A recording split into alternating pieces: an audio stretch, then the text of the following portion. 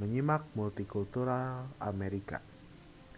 Kita tidak dapat melupakan khotbah yang dilakukan oleh John Winthrop di tahun 1630 yang antara lain mengatakan, "We must entertain each other in brotherly affection. We must be willing to abridge ourselves of our superfluities. For the supply of other necessities, we must uphold a familiar commerce together in all meekness, gentleness, patience, and liberality. We must delight in each other, make other condition our own, rejoice together, mourn together, labor and suffer together, always having before our eyes our commission and community in the work, our community as a member of the same body. So shall we keep the unity of the spirit in a bond of peace." Winthrop 1997.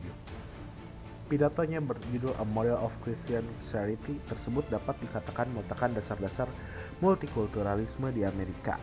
Pada zaman digital seperti sekarang ini, setelah Amerika mengalami berbagai pengalaman rasialisme, ketidakadilan baik di dalam dan di luar negeri, serta ketimpangan perlakuan terhadap kelompok minoritas, akankah semangat gagasan multikultural bertambah matang dan sudah menjadi bagian hidup di masyarakat Amerika? Nah, sebaliknya di Amerika masih tetap ada rasisme terhadap setiap ras maupun agama di sana. Tetapi di sini dalam konteks budaya populer, ide keanekaragaman kebudayaan atau masyarakat multikulturalisme tidak dapat dilihat dari sebuah kebijakan yang bertujuan meredam konflik dalam kehidupan sosial, ekonomi, politik, dan agama seperti yang tadi termuat dalam gagasan multikulturalisme yang mengajak masyarakat dalam arus perubahan sosial, sistem tata nilai kehidupan yang menjunjung tinggi toleransi, kerukunan, dan perdamaian.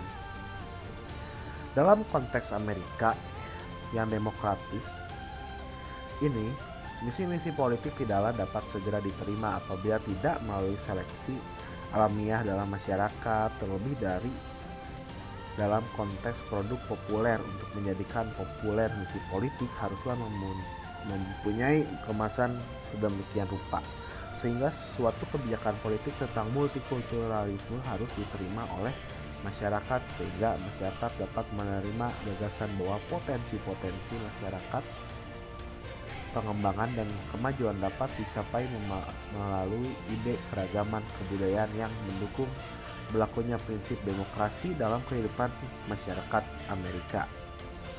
Meskipun alasan utama penggambaran masyarakat multikultural tersebut adalah alasan ekonomi dan politik, karena dengan penggambaran tersebut dapat dikatakan akan menarik lebih banyak penonton.